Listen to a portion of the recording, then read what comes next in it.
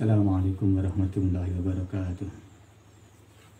Ila hadratin Nabi Mustafa Muhammadin sallallahu alaihi wasallam ila jami'i wa min al-anbiya wal mursalin wa la wali awsari wa sallam wa sahabati wa tabi'in wa ulama al-amilin wa musannifin al-mukhalisin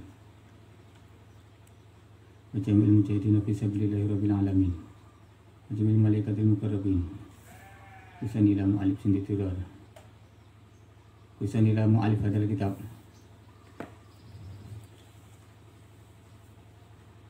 Al-Fatihah.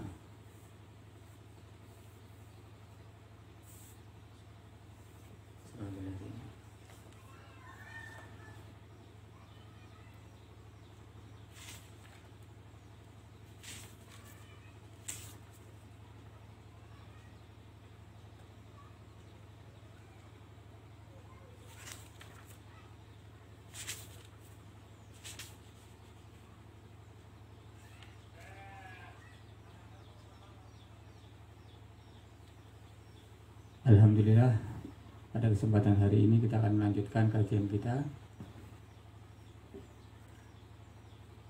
kitab Arba'in Nawawi. Qala musannifu rahimahullah wa nafa'ana bihi bi ulumihi fi dharain amin. Al hadisu utawi hadis al khamisa asyara kang nomor 15 min khisalil imani iku ing dalem nerangake tingkah iman. Al qaulul hasan lan ucapan kang sae. Wari ayatu haqqi doifi wal jari lan ngrekso hak-hake tamu lan tangga. Hadis yang ke-15 ini menerangkan tingkah kelakuan iman atau keadaan iman yang berupa ucapan yang baik dan menjaga hak-haknya tamu dan tetangga. An Abi Hurairah radhiyallahu anhu dipun riwayataken saking Abu Hurairah radhiyallahu taala anhu. Anna Rasulullah sallallahu alaihi wasallam satemene Rasulullah sallallahu alaihi wasallam Ola iku dawuh sinten Rasul. Dawuhipun Kanjeng Rasul, mangkana yu'minu billahi wal yaumil akhir falyakul khairan aw liyasmut. Wa mangkana yu'minu billahi wal yaumil akhir falyukrim jarahu. Wa mangkana yu'minu billahi wal yaumil akhir falyukrim dhaifahu. Rawahu Al-Bukhari wa Muslim. Man utawi sapane wong kana ana sapa man iku yukminu iku iman sapa man ae iman kang sempurna billahi kelawan Allah wal yaumil akhir lan dina akhir wal yaqul mongko becik ngucap sapa man khairan ing ucapan sae auliyasmut utawa becik meneng sapa man wa mang utawi sapane wong kana iku ana sapa man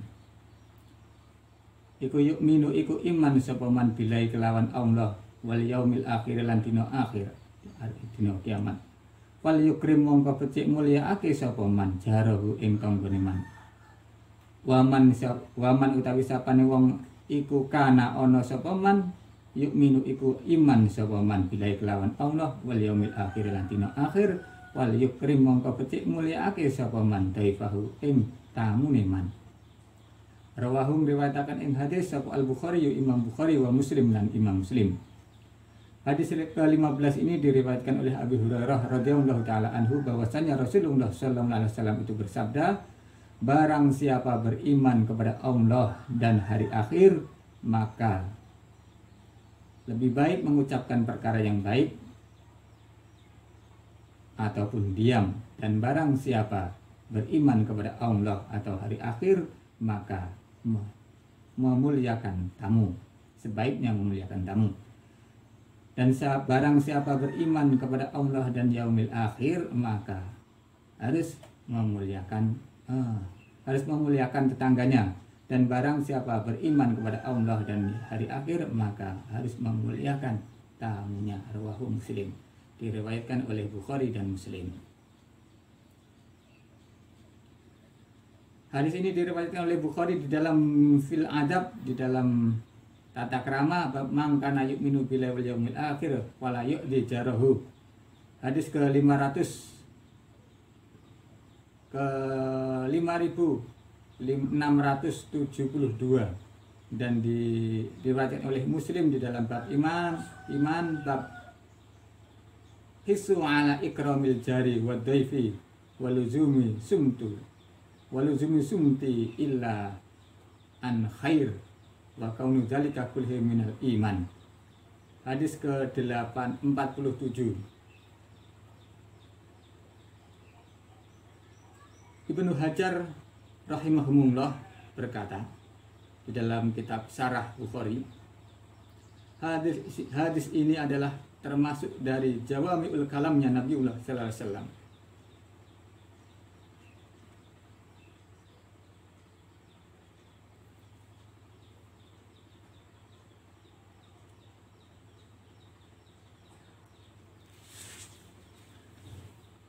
Dari hadis ini kita dapat mengambil beberapa pelajaran. Yang pertama, bahwasanya manusia, insan itu selalu berhubungan dengan masyarakat. Insan itu hidup di dunia ini beserta dengan manusia. Wa taqumu bainahu wa bainahum alaqatu wa irtibatu.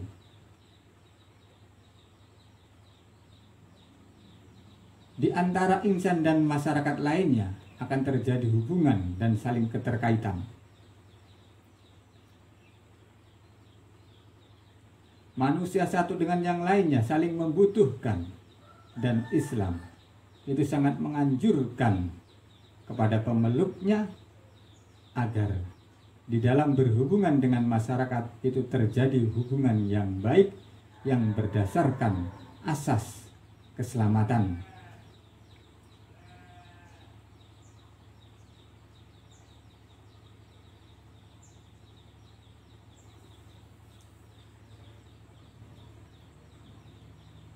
Dan hubungan yang baik ini tidak akan bisa terwujud kecuali individu yang ada di dalam bermasyarakat itu saling mengucapkan perkataan yang baik, saling memuliakan, dan saling menghormati. Pelajaran yang kedua yang dapat kita ambil dari hadis ini bahwa ini termasuk tiga tingkah ini termasuk dari sempurnanya iman. Kesempurnaan iman itu dapat terjadi apabila seseorang itu mampu mengucapkan perkara yang baik. Kalaupun tidak mampu, maka dia lebih baik diam saja.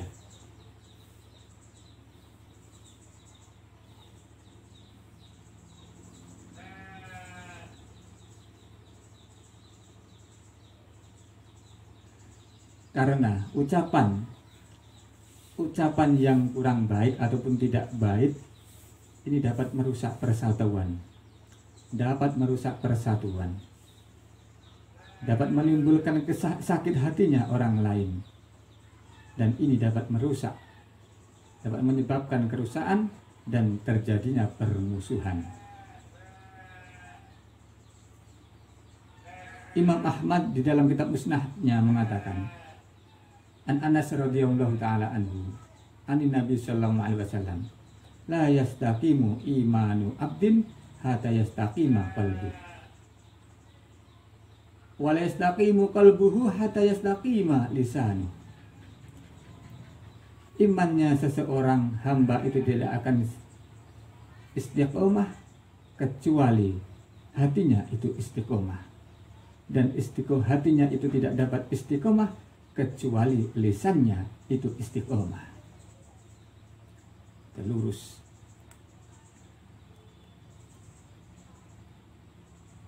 Selanjutnya dari Nabi Sallallahu Alaihi Wasallam juga bersabda, la yablughu abdu haqiqatal iman hatta yahzana min lisani. Seseorang itu tidak akan mencapai, seorang hamba itu tidak akan mencapai hakikatnya iman hingga dia dapat menjaga lisannya. Pelajaran yang ketiga yang dapat kita ambil dari hadis ini bahwa banyak berbicara itu adalah sebab dari kerusakan. Dan menjaga lisan itu adalah jalan keselamatan.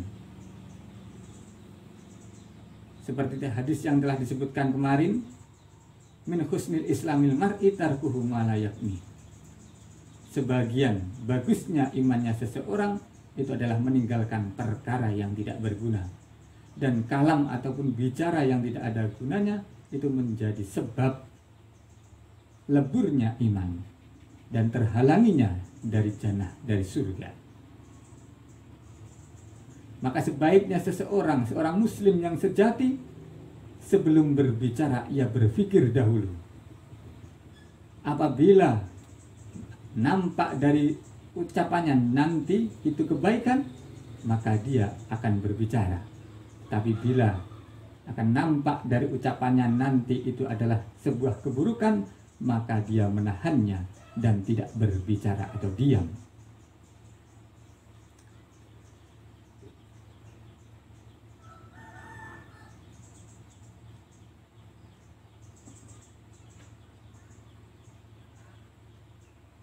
Pelajaran yang keempat yang dapat kita ambil dari hadis ini, yaitu bagaimana tata krama berbicara.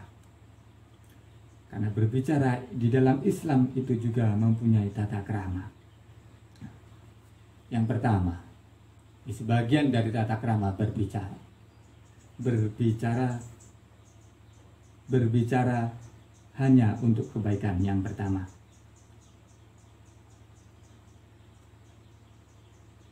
di dalam surat Al-Mu'min disebutkan walladzina hum 'anil lagwi mu'ridun, dan orang-orang yang beriman yaitu orang-orang yang dari perkataan yang tidak berguna dia berpaling.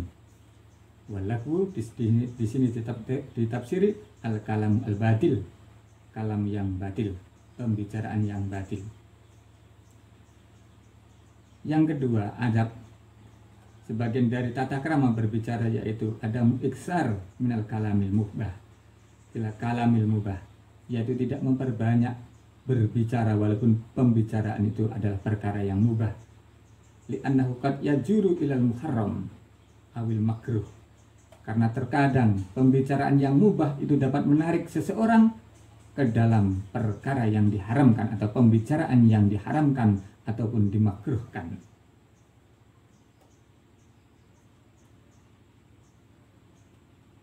Imam Tirmidzi meriwayatkan sebuah hadis dari Ibnu Umar radhiyallahu taala anhuma. Ani Nabi sallallahu alaihi wasallam, la taksiru al-kalam bi ghairi zikrillah. Fa inna kasratal kalami bi ghairi zikrillah ta'ala quswatun lil qulub. Janganlah kamu memperbanyak berbicara selain zikir kepada Allah. Karena memperbanyak berbicara selain zikir kepada Allah itu dapat mengeraskan hati. Wa inna abadanasi minallahi al-qalbu al-qasi. Dan sesungguhnya sejauh-jauhnya manusia dari Allah Ta'ala, yang paling jauh dari Allah, manusia yang paling jauh dari Allah yaitu orang yang berhati keras. Selanjutnya Umar radhiyallahu taala, sahabat Umar radhiyallahu taala berkata, man kasura kalamuhu kasura saqatuhu, wa man kasura saqatuhu kasurat dunubuhu, wa man kasurat dunubuhu kanat an-naru aula bi. Barang siapa banyak bicaranya, maka banyak akan jatuhnya, dan barang siapa banyak jatuhnya di dalam berbicara, maka banyak dosanya, dan barang siapa banyak dosanya, maka neraka lebih berhak.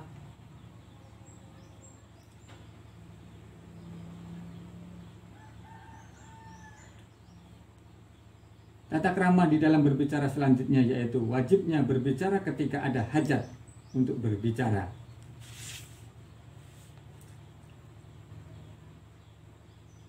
Pelajaran yang kelima yang dapat kita ambil dari hadis ini yaitu menolong tetangga dan saling berwasiat dengan tetangga.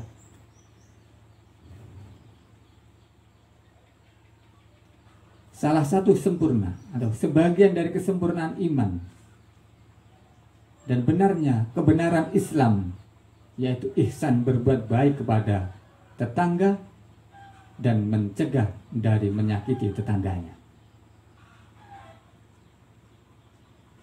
Sebagaimana disebutkan di dalam Al-Qur'anul Karim surat An-Nisa ayat 36,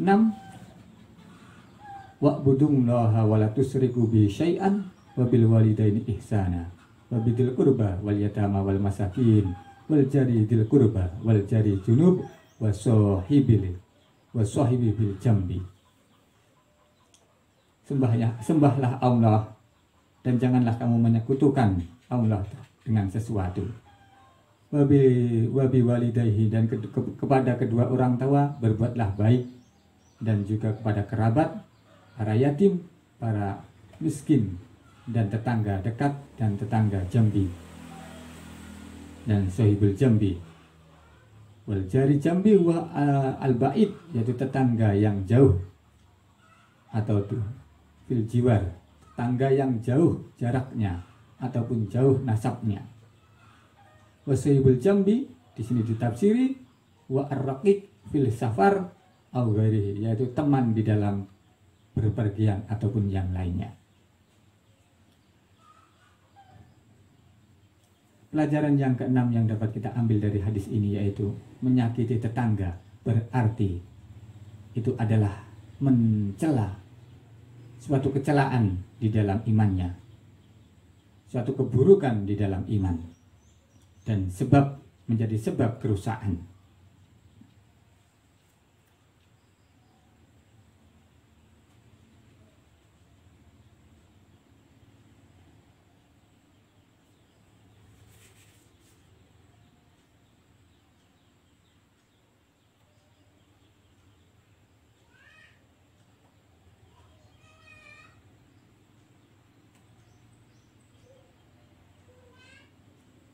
Bahwasanya Rasulullah SAW pernah bersabda begini, wallahi la yu'minu, wallahu la yu'minu, wallahu la yu'minu. Qila man ya Rasulullah? Qala man la ya'man jarahu biwaqi'ihi al yusallimu min sururihi wa adahu. Tidak, sungguh demi Allah, sungguh tidak, seseorang itu tidak mempunyai iman yang sempurna sampai beliau mengucapkan 3 kali. Maka para sahabat bertanya, siapa ya Rasulullah? Yaitu orang-orang yang tetangganya itu tidak merasa aman dari keburukan dan keburukannya.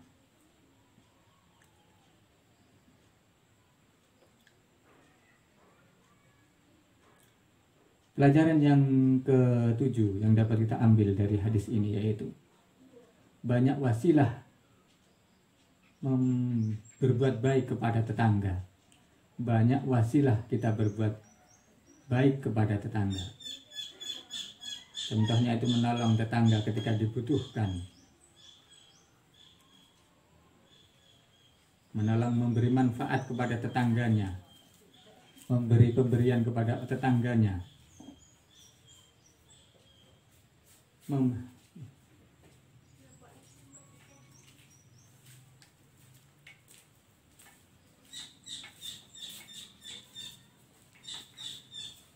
Pelajaran yang selanjutnya yang dapat kita ambil dari hadis ini yaitu ikramu dhaif, memuliakan tamu itu sebagian dari iman dan sebagian dari bagusnya iman, tanda bagusnya Islamnya seseorang.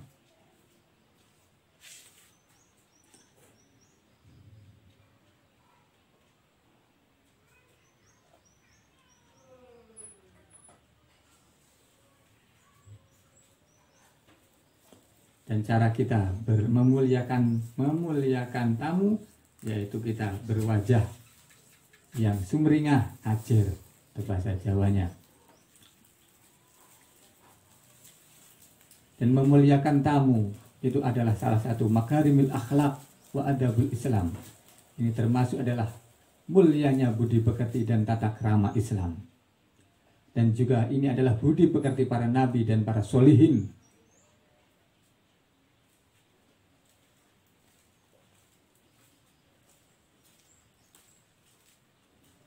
Cara kita selanjutnya yang memuliakan tamu yaitu memberi suguhan, menjamu tamu. Walaupun terjadi perbedaan pendapat apakah menjamu tamu itu wajib ataukah sunnah, walaupun jumhur ulama berpendapat bahwa menjamu tamu itu hukumnya mustahab atau sunnah, dan juga termasuk min babi makarimil akhlak walaisat biwajibah, dan bukanlah perkara yang wajib.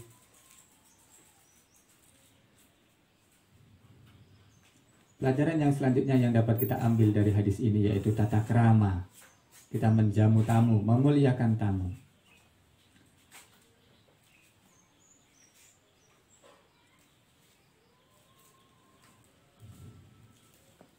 Yaitu yang tadi saya ucapkan, yaitu dengan wajah yang sumringah, tidak mencerang, tidak bermusam muka, berbicara yang baik,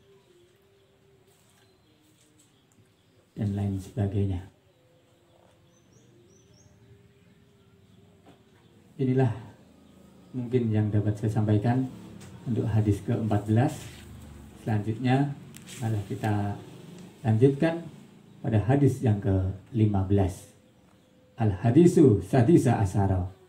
Al-hadisu utawi hadis asadisa asara kang nomor 16. La takdzab walakal jannah. Iku ing dalem nerangake la takdzab walakal jannah, aja muring-muring sapa sira walakal jannah, lan iku kedue sira al jannatu utawi swarga. Hadis ke-16 ini menerangkan janganlah kamu emosi atau marah, maka kamu akan masuk dalam surga. An Abi Hurairah radhiyallahu taala anhu. Diriwayatkan saking Abi Hurairah radhiyallahu taala anhu. Anna rajula sak temene wong lanang.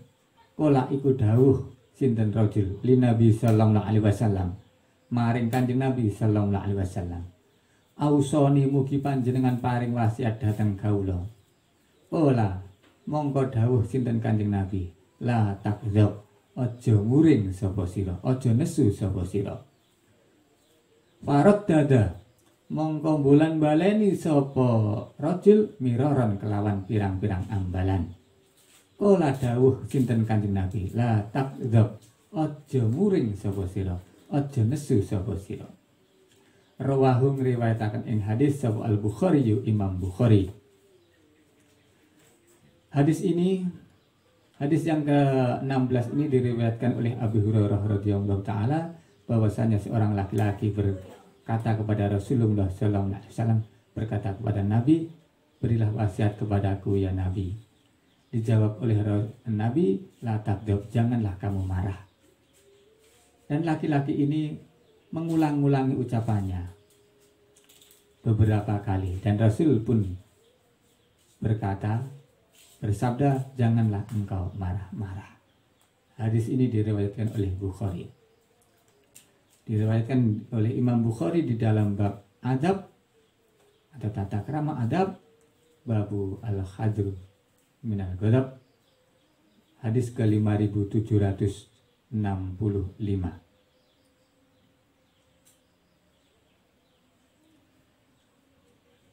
Imam Jurdani mengatakan bahwa hadis ini adalah hadis yang agung dan termasuk dari jawami'ul kalamnya Nabi sallallahu alaihi wasallam.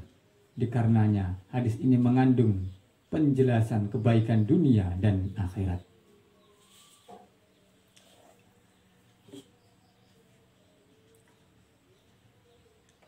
Disebutkan di sini bahwa rajulan, laki-laki yang bertanya kepada Rasulullah SAW itu adalah Abu Darda. Abu Darda. Dari hadis ini kita dapat mengambil beberapa pelajaran. Yang pertama, yaitu adalah akhlaknya seorang muslim. Seorang muslim yang iman, yang sempurna Islamnya, dia selalu bersifat makarimil akhlak dengan budi pekerti yang baik dan berhias dengan sifat halim dan hayat, sabar dan pemalu. Dan dia selalu bertawaduk dan saling mengasihi sesama manusia.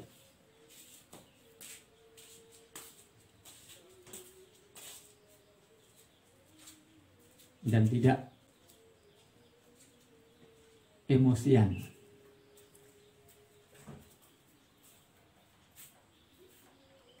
Pelajaran yang kedua yang dapat kita ambil dari hadis ini, yaitu rindu terhadap surga,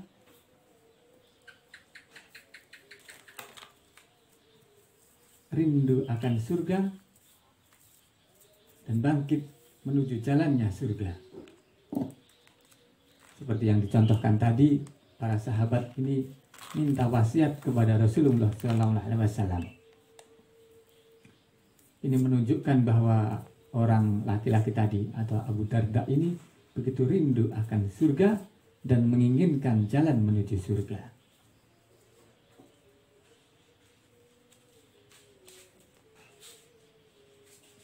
Pelajaran yang ketiga yang dapat kita ambil dari hadis ini, halim atau sabar. Sabar ini adalah jalan keselamatan dan keridhaan Allah Ta'ala.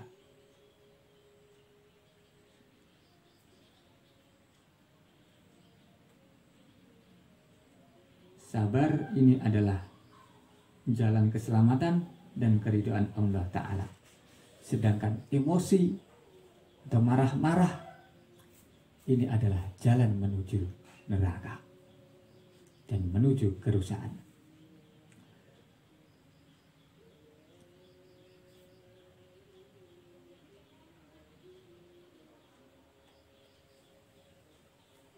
Dan marah-marah ini adalah salah satu perkara yang dibenci oleh Allah Ta'ala, yang dimurkai oleh Allah Ta'ala. Sebagaimana riwayat Imam Ahmad dari hadis Abdullah bin Umar radhiyallahu ta'ala anhuma, anau sa'ala Nabi sallallahu alaihi wasallam, mada yubaiduni min ghadabillah azza wa jalla, qala la takdzab.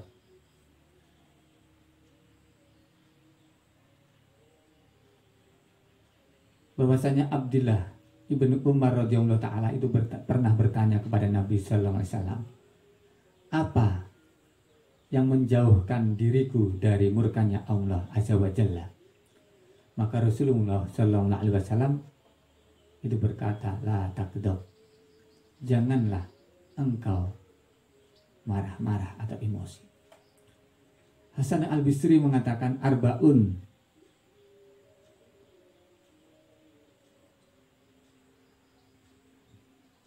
barang siapa, ada 4 perkara, barang siapa yang memilikinya, maka dia akan dijaga oleh Allah Ta'ala dari syaitan dan haram baginya neraka. Yaitu barang siapa dapat menahan dirinya dari rukbah, wa ruhbah, wa syahwat, wal ghadab. 4 perkara ini. Rukbah, rahbah, syahwat, dan ghadab. Dan barang siapa ini bisa menahan 4 perkara ini, maka dia akan mendapat penjagaan dari Allah Ta'ala dari setan dan haram baginya neraka. Pelajaran yang keempat yang dapat kita ambil dari hadis ini yang pertama, ya selanjutnya, emosi. Emosi ini adalah kumpulnya keburukan dan dapat mencegah kebaikan.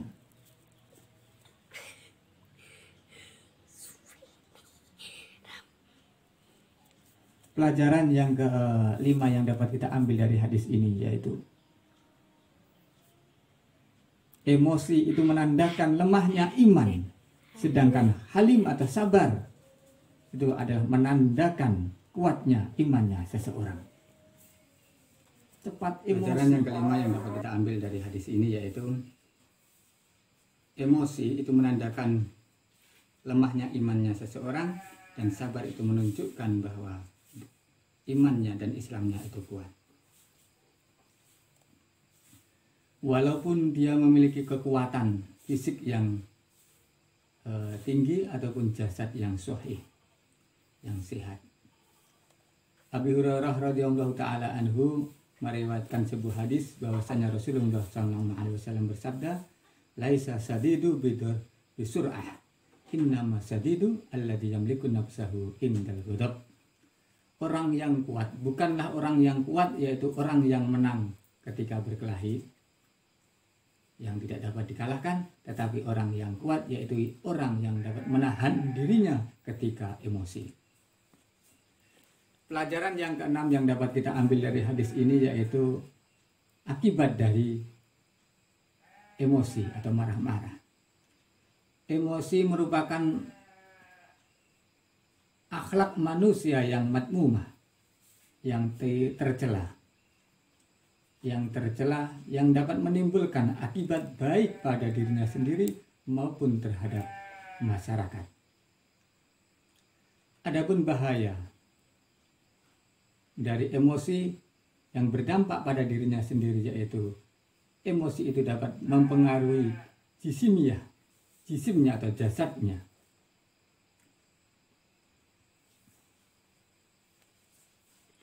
Karena kan marah itu adalah akan berubah rona wajahnya, rona kulitnya, dan akan mendidih darahnya,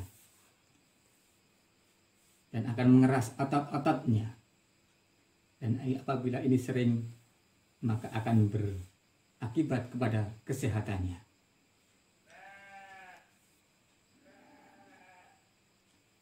Adapun bahaya emosi pada masyarakat yaitu dapat menimbulkan rasa hasut, dengki di dalam jiwa, dan dapat menjadikan permusuhan, kebencian di dalam masyarakat.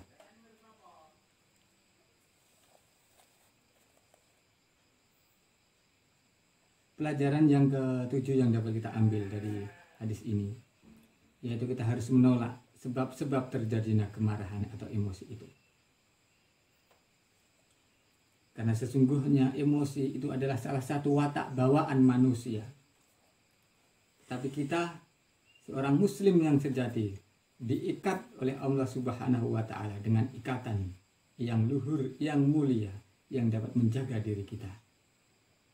Sehingga kita mampu untuk menolak keburukan dari emosi itu. Adapun sebab-sebab emosi atau marah itu banyak sekali. Yang dominan dari sebab kemarahan atau emosi yaitu rasa takabur, sombong. Inilah sebab yang dominan terjadi yang dapat menimbulkan rasa kemarahan. Orang-orang yang mempunyai sifat ini akan mudah sekali emosinya tersulut.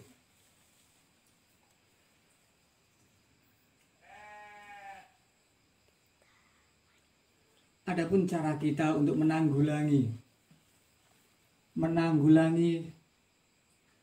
atau ketika kita marah, ini dapat kita lakukan. Yang pertama yaitu kita selalu senantiasa berakhlak mulia. Kita latih diri kita dengan sabar, halim dan sabar.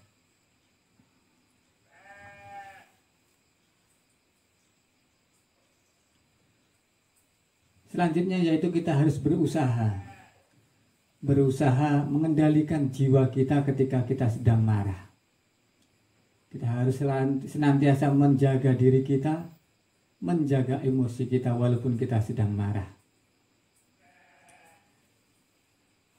Selanjutnya apabila kita marah, kita harus banyak minta perlindungan kepada Allah Ta'ala. Al-isti'adatu billahi minasyaitonirrajim. Karena sesungguhnya amarah itu ditimbulkan atau disulutkan oleh syaitan. Maka kita harus meminta penjagaan dari Allah Ta'ala dari godaan syaitan. Sebagaimana firman Allah di dalam surat Al-A'raf ayat 199.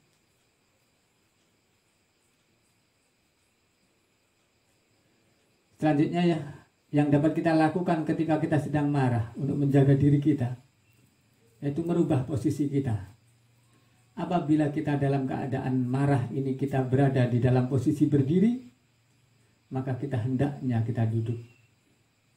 Rasulullah SAW pernah bersabda, "Idza ghadaba ahadukum wa huwa qa'imun falyajlis." apabila salah satu di antara kalian itu sedang marah dan dia sedang dalam keadaan berdiri, maka sebaiknya dia duduk. Wa in dhahaba anhu al-ghadab wa ila falle yataja.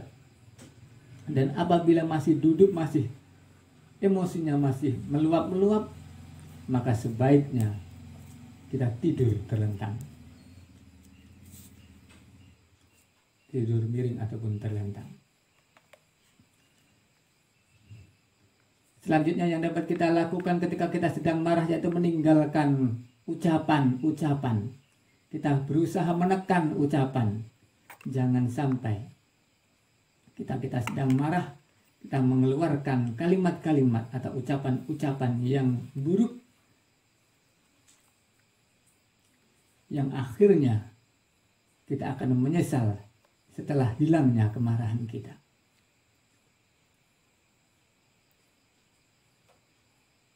Imam Ahmad dan Tirmidzi wa Abu Dawud meriwayatkan sebuah hadis. Idza ghadaba ahadukum falyaskut. Qolaha salasan. Barang siapa salah satu di antara kalian sedang marah, maka sebaiknya diam. Ketika emosi, sebaiknya kita diam saja. Diam. Jangan sampai kita emosi terus kita mengeluarkan kata-kata. Sering kata-kata ini bahkan karena disulut oleh emosi, akhirnya kata kita itu mengeluarkan kita dari agama Islam. Naudzubillah min dzalik. Tanpa sadar. Saya ingat sebuah komentar dari kitab Sulam Taufik bahwa dikatakan di situ, waqad kasura fi hadzal zaman tasahulu fil kalam hatta annahu yakhruju minal Islam. Sekarang pada zaman sekarang ini banyak orang-orang yang gampang di dalam berbicara, sehingga kata-katanya itu, pembicaraan itu dapat mengeluarkan dia dari Islam, dan sedangkan dia tidak tahu. Selanjutnya yang dapat kita lakukan ketika kita sedang marah yaitu kita wudhu. Wadzalika anal ghadabu yusirul hararah fil jismi. Dikarenakan kita sedang marah itu menimbulkan panas dalam jisim kita, dalam raga kita, dan dapat mendidihkan darah yang ada pada kita. Sehingga apabila kita wudhu, maka air wudhu dapat mendinginkan emosi kita dan tabiah kita.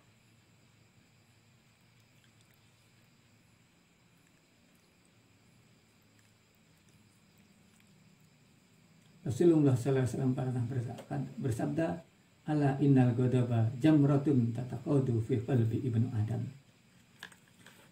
Ingatlah bahwa sesungguhnya amarah itu adalah bara api yang disulutkan di dalam hatinya anak Adam.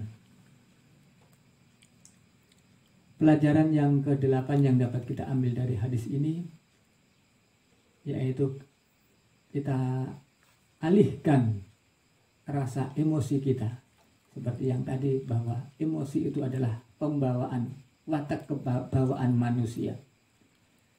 Tetapi seorang yang muslim yang sejati, mukmin yang sejati, mengalihkan rasa emosi ini karena Allah Ta'ala. Kita marah karena Allah Ta'ala, bukan karena yang lain. Contohnya agama kita, apabila agama kita dilecehkan oleh seseorang, maka kita emosi itu adalah perkara yang baik. Kita luapkan emosi kita. Ayyuhal hadirun hadanallah wa iyyakum. Inilah yang dapat saya sampaikan pada kesempatan hari ini. Apabila ada kesalahan kami mohon maaf. Wallahu a'lam bishawab. Akhir qauli hada. Assalamualaikum warahmatullahi wabarakatuh.